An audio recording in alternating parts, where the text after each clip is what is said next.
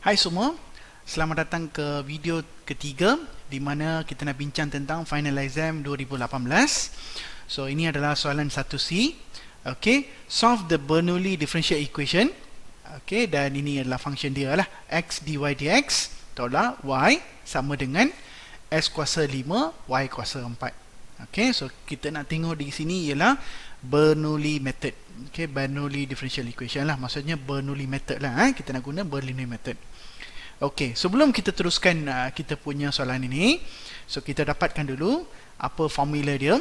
Okey, kalau kita perhatikan di sini, ini adalah formula untuk Bernoulli. Okey, so kita ada dy dx tambah, okey, dy dx tambah pxy sama dengan qx y power of n. So kita ada formula ni, dan first kali kita kena cari apa dia punya p dengan dia punya q dah. Okey, dan yang ini bawah ni ialah dia punya formula untuk general solution dah. Ini adalah formula untuk general solution dia. Okey, so first kali sama juga, yang ini pun dia punya, ini adalah if dia dah. Okey, ini adalah if dia, integrating factor. So kita boleh dapatkan dulu if dia supaya senang untuk kita nak proceed untuk selesaikan Bernoulli method lah. Okay, so kita cuba tengok one by one. Okay, bagaimana kita nak proceed. So first kali saya dapatkan dulu dia punya px dia. Okay, nak px dia. Okay, sekarang kita nak dapatkan px dia. Sebenarnya kalau kita tengok soalan ni, yang ini ialah x dy dx tolak y sama dengan s kuasa 5 y kuasa 4. Okey, dalam kes ni sebenarnya x tidak boleh ada di depan lah. Okey, x maksudnya dy dx mesti jadi constant, mesti ada constant satu saja depan ini.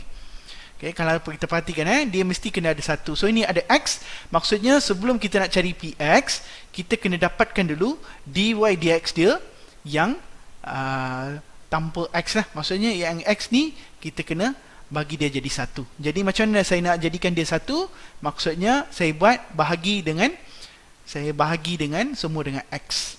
Bahagi x, bahagi x, bahagi x. Supaya x yang ini kita boleh potong dia. Okay, kita boleh cancel dia supaya dia jadi satu dah. Okay, jadi apa yang kita akan dapat ialah dy dx. Dan yang ini kita, walaupun kita bahagi satu, saya nak letakkan dia jadi negatif 1 per x y. Saya nak asingkan dia sebab inilah p dia.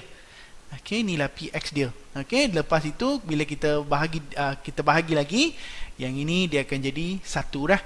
Ini jadi satu, dia cancel, ini akan jadi 4. Okey, jadi dalam kes ni yang ini pula tinggal s kuasa 4 y kuasa 4. Okey, seterusnya step yang pertama saya kena buat ialah saya kena dapatkan apa dia punya px dia. So px adalah negatif 1 per x.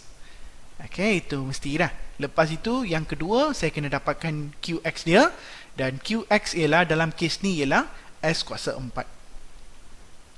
Dan satu lagi step yang saya kena nampak ialah saya kena juga nampak apa kuasa dia. Apa kuasa dia. So kuasa ialah n adalah sama dengan 4. So mana saya nampak? Ini dia. So kita kena nampak n kuasa tu ialah 4. Jadi yang itu pun saya keluarkan dulu. So n adalah sama dengan 4. So kita dah keluarkan nombor 1 p dia, nombor 2 q dia, dan nombor 3 kita dah keluarkan ialah n dia. So kita dah dapat ni, maksudnya kita dah boleh pergi kepada if dia, integrating factor. Okay, so integrating factor kita nak buat one by one. So first kali apa yang saya nak buat ialah integrating factor. Integrating factor dia maksudnya kita nak letak eksponen. Kita tengok formula dia. Formula dia bagi apa? 1 tolak n. Lepas itu dot dengan px dx. So kita masukkanlah. Apa yang ada dalam ni semua kita kena masukkan. Jadi eksponen 1 tolak 4, di mana 1 tolak n, 1 tolak 4 kali dengan negatif 1 per x dx. Sebabnya px adalah negatif 1 per x. Negatif termasuk kalau tambah tak ada masalah lah. Kalau negatif mesti kena include dalam PX dia. Jadi bila kita selesaikan yang ini, persamaan ini, dia akan jadi apa? So yang ini akan jadi sama dengan eksponen 1 tolak 3 dia jadi negatif 3, dan negatif dia akan jadi positif lah. Tapi saya buat negatif 3 dulu. Lepas itu negatif 1 per x dx. Kita buat one by one lah. So negatif dia akan jadi positif, dan kita dah boleh keluarkan lah 3 ni, kita boleh keluarkan sebab 3 constant kan. 3 saya keluarkan. Negatif saya dah positif lepas itu kalau kita integrate 1 per x, dia akan jadi log x. Jadi eksponen 3 log x, dan tambah C tak perlu orang. Jadi macam mana saya nak cancel eksponen dengan log? Maksudnya 3 ni, 3 dekat sini saya nak kena bagi dia jadi kuasa. Jadi ini akan jadi eksponen log s kuasa 3 dah, di mana saya dah boleh cancel ni. Saya boleh cancel tu, dan tinggallah jawapannya akan sama dengan s kuasa 3. Dia akan jadi s kuasa 3. So itu adalah step yang pertama untuk saya dapatkan jawapan untuk integrating factor dia. Once kita dapat ni integrating factor, dan kita terus masuk kepada formula dia. So saya dapatkan dulu formula dia. So kita dah perolehi tadi integrating factor, jawapan dia adalah s kuasa 3. Dan px, qx, n kita dah dapat tadi. Saya tulis balik di sini, dan kita tengok balik lah sebab kita dah ada semua information. So jadinya kita dah boleh masuk dalam formula. So first kali saya asingkan ini ialah integrating factor lah, supaya senang untuk kita nak nampak dia punya formula. So ini adalah formula dia, integrating factor. Jadi saya masukkan semua yang maklumat ni, value-value ni, saya boleh dah masuk dalam formula dia. So first kali y 1 tolak n adalah 4. So sini akan jadi 4 sekali dengan integrating factor dia ialah s kuasa 3. So ini akan jadi s kuasa 3 adalah sama dengan integrate 1 tolak 4 dia akan jadi n dia jadi 4 lah. Lepas itu kali dengan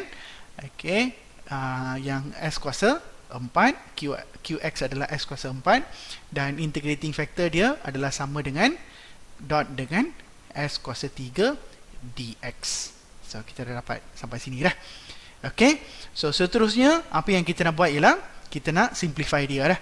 So bila kita simplify, ini akan jadi y negatif 3 dengan x kuasa 3 sama dengan integrate.